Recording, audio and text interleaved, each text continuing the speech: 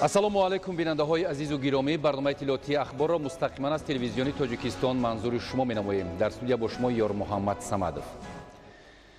имрӯз ба истиқболи 25-умин солгарди таъсисёбии гвардияи миллӣ гузашти низомӣ сурат гирифт ки дар он асосгузори сулҳу ваҳдати миллӣ, пешвои миллат, президенти ҷумҳурии Тоҷикистон муҳтарам Эмомалӣ Раҳмон иштирок ва суханронӣ намуданд. гвардияи миллии ҷумҳурии Тоҷикистон воҳиди махсусе мебошад ки дар ташаккули низоми мудофиавии кишвар нақши муҳим дорад. гузориши ҳамкорони мо дар ин хусус. 3 сентябр дар пойгоҳи гвардияи миллӣ асосгузори сулҳу ваҳдати миллӣ, пешвои миллат, президенти ҷумҳурии Тоҷикистон муҳтарам Эмомалӣ Раҳмон дар гузашти ҳарбӣ ба муносибати 25-солагии таъсисёбии гвардияи миллии ҷумҳурии Тоҷикистон иштирок ва дар назди афсарону сарбозони қувваҳои мусаллаҳи мамлакат суханонӣ карданд. Ба сарфармондеҳи олии қувваҳои мусаллаҳи ҷумҳурии Тоҷикистон муҳтарам Эмомалӣ Раҳмон, фармондеҳи гвардияи миллии ҷумҳурии Тоҷикистон Бобоҷон Ҷамолзода оид ба омодагии ҷузъу томҳо гузориш дод. баъди иҷрои суруди миллӣ аз ҷониби афсарону сарбозон, пешвои миллат, президенти ҷумҳурии Тоҷикистон муҳтарам Эмомалӣ Раҳмон дар назди иштирокчиёни гузашти ҳарбӣ бо нутқи пурмуҳтаво баромад намуда, ҳозирин ва дар симои онҳо тамоми мардуми шарафманди кишварро ба муносибати 25-умин солгарди таъсисёбии гвардияи миллии ҷумҳурии Тоҷикистон табрику таҳният намуда, оид ба ҳама комёбию дастовардҳои беназири давлати соҳибистиқлол, рушду камоли артиш ва доир ба пуриқтидор гардидани гвардияи миллӣ суханонӣ карданд. президенти кишвар муҳтарам Эмомалӣ Раҳмон афсарону сарбозонро бо фарорасии ҷашни бузурги миллӣ 29-умин солгарди истиқлоли давлатӣ ва 25-солагии таъсисёбии гвардияи миллии ҷумҳурии Тоҷикистон табрику таҳният гуфтанд.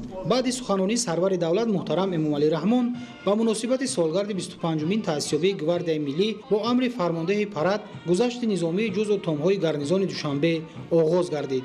дар парад шунавандагони литсеи ҳарбӣ, афсарони дастгоҳи марказии вазорати мудофиа, ситоди генералии қувваҳои мусаллаҳ, афсарону аскарони ҷузъу томҳои гвардияи миллии ҷумҳурии Тоҷикистон, ҳайати шахсии қушунҳои хушкигард, қушунҳои зудамал, қувваҳои ҳарбӣ ҳавоӣ ва мудофиаи зидди ҳавоӣ, афсарони хадамотҳои махсуси назди президенти ҷумҳурии Тоҷикистон, курсантони муассисаҳои олии таълимии ҳарбӣ, тобеи сохторҳои қудративу мақомоти ҳифзи ҳуқуқ, воҳидҳои таъиноти махсуси Кумитаи давлатии амнияти миллӣ, қушунҳои сарҳадӣ, Кумитаи ҳолатҳои фавқулодда ва мудофиаи гражданӣ, қушунҳои дохилӣ, занону бонувони артиши миллӣ, ҳайати шахсии мақомоти ҳифзи ҳуқуқу тартибот ва дигар сохторҳои қудратӣ гузашти низомӣ доир намуданд.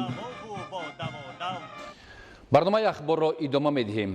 Абуалӣ ибни Сино ҳазорсолаҳо пеш вобаста ба пешгирии бемориҳои сироятӣ гуфта буд ки воҳима худаш ними беморӣ буда, хотирҷамъӣ ними саломатӣ ва сабр бошад саршавии шифо ҳаст.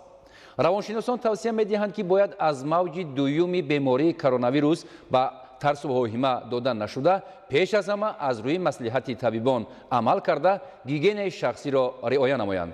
шарҳи муфассали мавзӯъ дар таҳияи Нуриддини Қурбон. тарс, ҳаяҷон ба таҳлука афтидан сабабгори асосии афзоиш ёфтани ҳама гуна беморӣ дар бадани инсон мегардад. авҷ гирифтани мавҷи дуюми бемории коронавирус дар аксар давлатҳои ҷаҳон боиси ташвиши аҳолӣ гардид ки ин омил ба ҳолати равонии инсонҳо таъсири ҷиддӣ расонд. тарсу воҳима ва фикрҳои бадро дар сар ҷой додан худ ними беморӣ аст. агар сокинони мамлакат дар бораи паҳншавии мавҷи дуюми бемории коронавирус бештар фикр кунанду гигиенаи шахсиро риоя накунанд, ин ҳолат натиҷаи баръаксро медиҳад. шахсе ки дар бораи беморӣ бисёр фикр мекунад, ин омил ба рӯҳу равони ӯ таъсири бад мерасонад. дар натиҷаи он тарсу ваҳм дар майнаи ӯ ҷо шуда афсурдаҳолу бемадор мегардад. дар ин ҳолат иммунитети бадани инсон паст шуда ба дигар бемориҳо гирифтор шуданаш аз эҳтимол дур нест. тарс ин худ як мафҳуми дарки нодурусти олам мебошад, зеро бевосита вақте ки мо ба тарс дода мешавем, мо метавонем ки дар баъзе ҳолатҳо системаи иммунитети, яъне ки системаи худмуҳофизаи худро вайрон кунем ва бевосита тарс мафҳуми дарки нодуруст мебошад. зеро вақте ки мо дар ҳолатҳои номуайян ё ин ки муайян метавонем шарҳи баъзе масъалаҳоро аниқ нокарда ба тарсу воҳима гирифтор шавем ва он метавонад моро чӣ кор кунад, осебпазир намояд. ва гумон мекунам ҳар инсон ки шуури мукаммал дорад و فکر و عقیده سالم دارد و بی‌واسطه باید به هر تعلقه به هر فکر نادرست داده نشود و همیشه کوشش کند که ماهیت روانی خود را در یک درجه مثلا بی‌واسطه از اونی که در کدام حالت پرابلموی قرار دارد کوشش نماید که آن حالت روانی خود را معتدل نگاه دارد.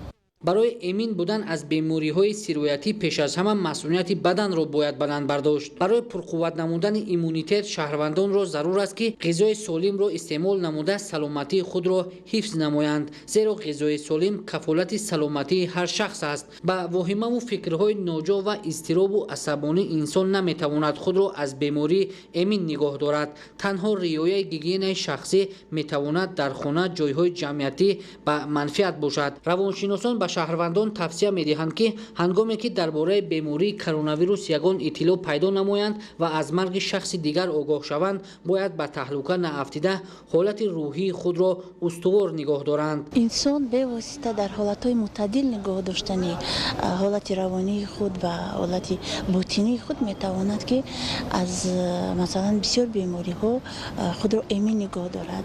بسیار بیماری‌هایی است که آدم را به واسطه ترس، یعنی که سیستم ایمنالی اون ویران که شد به واسطه تیزتر ربط پذیر و آسیب پذیر میکند. تحمل پذیری، صبر و طاقت و به هر عامل جزئی اعتبار ندادن در دوره خروج بیماری کرونا ویروس یا خود موج دوم آن از جمله تدبیرهای مهم به شمار می رود که در نتیجه رعایت آن شخص می تواند استواری روانی خود را نگاه دارد. وابسته به وضعیت به عمل آمده شهروندان را ضرور است که در جایهای جمعیتی، داخل نقلیات مسافرکش و بازار و دیگر نقطه‌های سودا مسافه اجتماعی را رعایت نموده به نقاب گشت و گذار نکنند. نوریدین قربان، اهل دین کریم، عبیدالله سیولی برای برنامه اخبار. در ولایت سوغ برای در سطح بلند گذرانیدن برویخدگیری اهالی و فوند منزل جمهوری تاجیکستان، راهبران بخش آمار شهر و ناحیه‌های ولایت به مشغولیت آموزشی و دستوردهی جلب گردیدند. گزارش محمود احمدزاده و دلشاد یوسفی.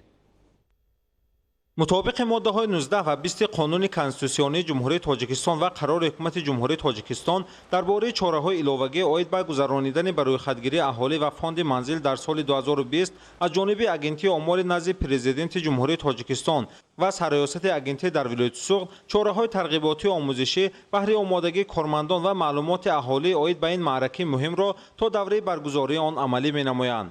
تا این دوره در همه شهرک و دیهات ولایت سوغ کارهای لوحه و رقمگذاری که طلبات برویخدگیری می باشد در اساس معیار مقرر شده انجام داده شدند. برای معلومات اهالی عاید به مقصد برگزاری این چاره‌بینی جمع‌آمدها کارهای فرماندهی دایر نموده در کوچه و خیابان‌ها جایهای سیرآدم تابلوهای تبلیغاتی نصب گردیدند. ما کوشش داریم که از 1 تا 5 اکتبر این اصول اینترنت پرسیج رو در شهر و ناحیه‌های ولایت استفاده بریم. این خیلی اصول نو می باشد و شخصان استفاده برنده می توانند که به سایت اهالی تیجی در آمده در آنجا خودی سوالنامه برای خدمتگیری اهالی و فوند منزل را کشایند و آن معلوماتی که عاید به خودی خانواده و خودی فوند منزل آنها وابستگی دارد آنها را ثبت نموده و به خودی برنامه ارسال نمایند. بهره در سطح بلند گذرانیدن کارهای برویخدگیری از طرف اگنتی آمار نزد پرزیدنت جمهوری تاجیکستان و سرریاست آمار در ولایت سوغ مرحله آموزش راهبران و سرداران شعبه‌های آمار در شهر و ناحیه‌های ولایت عاید به ترتیب گذرانیدن برویخدگیری اهالی و فوند منزل جمهوری تاجیکستان در سال 2020 آموزانده می‌شوند که چنین سمینار مشورت در شهر خوجند با اشتراک همه راهبران و مدیران شعبه‌های آمار 18 شهر و ناحیه‌های ولایت دایر گردید. در رفت آن به اشتراکچیان همه پهلوهای کار، طرز کاربری، مناسبت و گذرانیدن پرسش با راه و اصولهای برویخدگیری طریق آنلاین آموزانیده شدند. به سرداران شعبه‌ای که جلب می‌شوند به دستور دهنده‌ها و معاونان سرداری شعبه‌ای که برای برویخدگیری اهالی و فوند منزل جلب کرده می‌شوند، برای آنها این سمینار وابستگی کلان دارد، چون که بعد از این سمینار آموزشی تمام آن متخصصانی که در امروز در این سمینار اشتراک دارند در شهر و ناحیه‌های ولایت با دستور دهندگان با سرداران شعبه با معاونان سرداری شعبه ها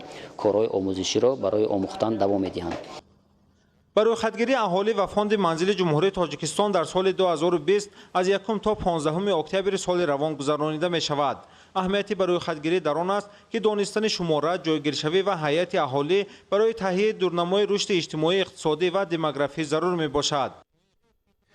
идомаи барномаи ахбор. Кормандони шабакаҳои барқи шаҳри Бохтар корҳои омодагиро ба давраи тирамоҳи зимистони солҳои 2020-2021 ба пуррагӣ анҷом дода, имрӯзҳо вобаста ба муроҷиатномаи ҳукумати ҷумҳурии Тоҷикистон оид ба мақсадноку сарфакорона истифода бурдани нерӯи барқ дар байни сокинон бахусус муштариён корҳои фаҳмондадиҳӣ мегузаронанд. гузориши Худойдоди Раҷаб ва Искандари Саид дар ин хусус.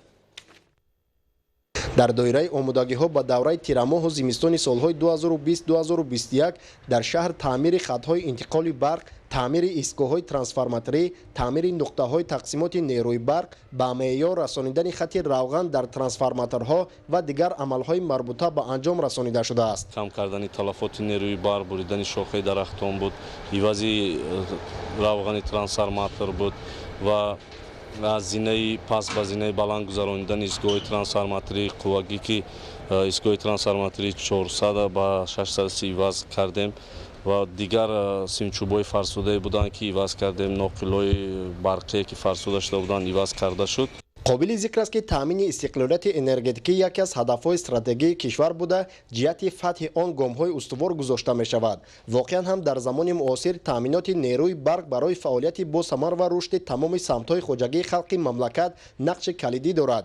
кормандони шабакаҳои барқи шаҳри Бохтар баробари пешбурди фаъолияти ҳаррӯзаи худ дар самти таъмини бемамнуияти муштариён бо нерӯи барқ ҳамзамон вобаста ба муроҷиатномаи ҳукумати ҷумҳурии Тоҷикистон оид ба мақсадноку сарфакорона истифода бурдани нерӯи барқ, бартараф намудани камбудию нуқсонҳои ҷойдошта дар самти истифода ва пардохти саривақтии ҳаққи истифодаи он тавассути суҳбату вохӯриҳо миёни сокинон бахсус истифодабарандагони нерӯи барқ корҳои фаҳмондадиҳиро анҷом медиҳанд. дар ҳолати сарфакорона истифодабарии нерӯи барқ, аз лампаҳои каммасраф истифодабарии нерӯи барқ, аз таҷҳизотҳои каммасраф истифода бурдани нерӯи барқ, ҳама агар яъне сарҷамона бо маслиҳати якдигар агар кору фаъолият намоем, метавонем ки фарҳанги истифода ба нерӯи барқро ба дигарон фаҳмонем. мо хуб дар хотир дорем солҳое ки мо аз қувваи барқ танқисӣ мекашидем.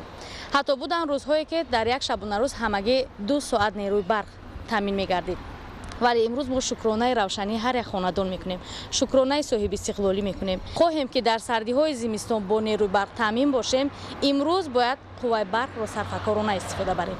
кормандони шабакаҳои барқӣ дар идомаи корҳои фаҳмондадиҳӣ ба сокинон ҳамчунин варақаҳои иттилоотӣ дастрас намуданд ки дар онҳо вобаста ба ҳарчи бештар бо маданияти баланди сарфакорона истифодабарии нерӯи барқ ва омилҳои дигари марбут ба таъминоти мунтазами ҳар як оила ва мусоидат ба буҷаи онҳо инчунин пардохти саривақтии ҳаққи он ба таври муфассал гуфта шудааст.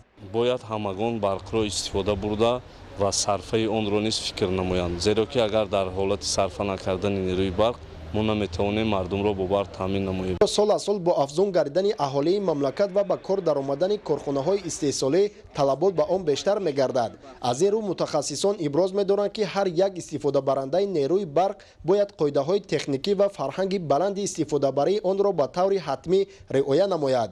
махсусан истифода аз техникаву таҷҳизоти камасрафи барқӣ имкон медиҳад ки ҳар як ҳолат талафоти нерӯи барқро камтар намояд. Худойдоди Раҷаб, Искандари Саид, шаҳри Бохтар, Ахбор. кишоварзони ноҳияи Қубодиён ҳамасола дар бештари заминҳои корами обӣ навъҳои гуногуни пахта киш намуда ҳосили фаровон ба даст меоранд. имсол низ баъди марҳилаҳои гуногуни парвариш хоҷагидорон ба ҷамъоварии ҳосили пахтазор шурӯъ намуда аз натиҷаи заҳмати худ ҳавасманд мебошанд. гузориши Таваралии соҳибназар аз ноҳияи Қубодиён.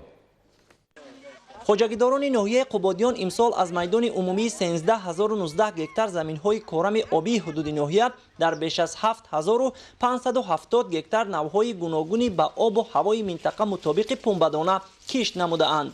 дурнамои истеҳсоли солонаи пахта дар ноҳия 17208 тонна муайян карда шудааст ки ба ҳар гектар ба ҳисоби миёна 22,7 центнери рост меояд.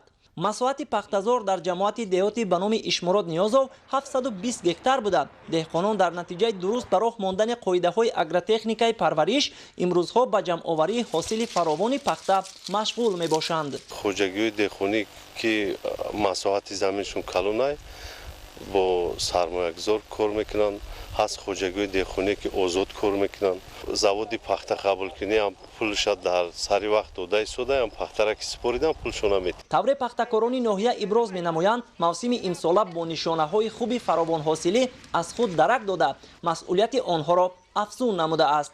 اهل زحمت خوجگی‌های جماعت دهات نوآباد ناحیه این موسم از نتیجه زحمت خود با قناعتمندی حرف زده نیت دارند که از دورنمای معین شده بیشتر حاصل جمع‌آوری نمایند. از روی مهندسازی حاصل پیشکی هر یک هکتار 22-23 سنتینر معین کرده شد. دهقانان امسال کشت کارشون نقص بود و ما باوری داریم که البته با سربلندی از این عهدهداری میبریم. طبق اطلاع ریاست کشاورزی ناحیه قبادیان از شماره عمومی 2563 عدد خوجگی‌های دهقانی 1740 عددش به پختکاری مشغول میباشند. مسئولین ناحیه قبادیان، ریاست کشاورزی و جماعت‌های شهرک و دهات امروزها نظارت اجرای سریع تامین دورنمای استحصالی را موافق مطلب به راه مانده در همکاری با خوجگی‌های دهقانی برای هوسمندگردانی چینکچیان اقدام‌های نیک را روی کار آورده ایستادند که نتیجه آن اشتراک دایره وسیع چینکچیان در معرکه جمع‌آوری حاصل میباشد.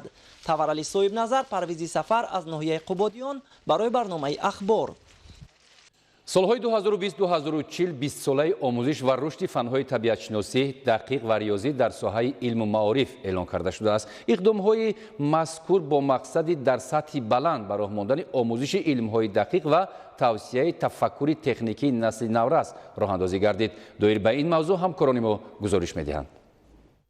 امروز در جامعه معاصر مسئله رشد علم‌های دقیق تکنیکی و آموزش تکنولوژیا اهمیتی مهم در پیشرفت استوار اقتصادی و رشد استحصالات پیدا نموده است. از این خاطر اعلان 20 ساله آموزش و رشد فنهای طبیعت‌شناسی دقیق و ریاضی در ساحه علم و معارف اقدام ذکاوتمندانه بوده دارای اهمیت اولین درجه در مورد از خود کردن دانش‌های دقیق میباشد. موافق اطلاع نمایندگان وزارت معارف و علم برای تجدید نظر کردن نقشه تعلیمی و از 36 به 60% رسانیدن نقشه آموزش فنهای دقیق گروه کاری تأسیس داده شده است. پس از تصدیق گردیدن نقشه چهاربینی‌ها برای سالهای 2020-2025 در دایره 20 ساله آموزش فنهای طبیعت‌شناسی دقیق و ریاضی اعلان گردیدن سالهای 2020 این یک گروه کاری جهتی تجدید نظر نمودن نقشه تعلیمی تأسیس داده شده است. امروز 36% نقشه تعلیمی عمل کننده با فنهای طبیعت‌شناسی دقیق و ریاضی بخشیده شده است و گروه کاری جهتی 55-60% نقشه تعلیمی را با فنهای دقیق بخشیدن موظف گردیده است. در سالهای خوانش 2020-2021 21 المپیاد جمهوریوی و بین المللی به نقشه گرفته شده است که از این نشان دهنده 13 المپیاد از فنهای دقیق می باشد. المپیادهای فنهای دقیق با نام بزرگان تاریخ و ادبیات کشور نامگذاری شده است و امروز شوق و رغبت خوانندگان جهت اشتراک در این المپیادها نظررس است. طبق نظامنامه برگزاری المپیادهای جمهوریوی در مؤسسات تعلیمی در چورک اول المپیادهای دوره اول برگزار می‌گردد در سطح مؤسسه تعلیمی. سپس چنین المپیادها در سطح ناحیه و شهر، بعداً در ولایت و نهایت در سطح جمهوری برگزار می‌گردد که غالبان دوره سوم در المپیادهای جمهوریوی شرکت می‌نمایند. مهم است که دوام سالهای 2020-2040 از جانب ساختارهای مربوطه تمام قوای و امکانیت‌ها به خاطر انکشاف علم‌های دقیق و تربیت متخصصان با مهارت ساحه‌های اقتصادی و مهندسی و تکنیکی روانه کرده شده زمینه تکامل شعور تکنیکی و اقتصادی جامعه فراهم آورده شود. زلفیه رحیم‌زاده، بهادر استم، عبیدالله سیولی، اخبار.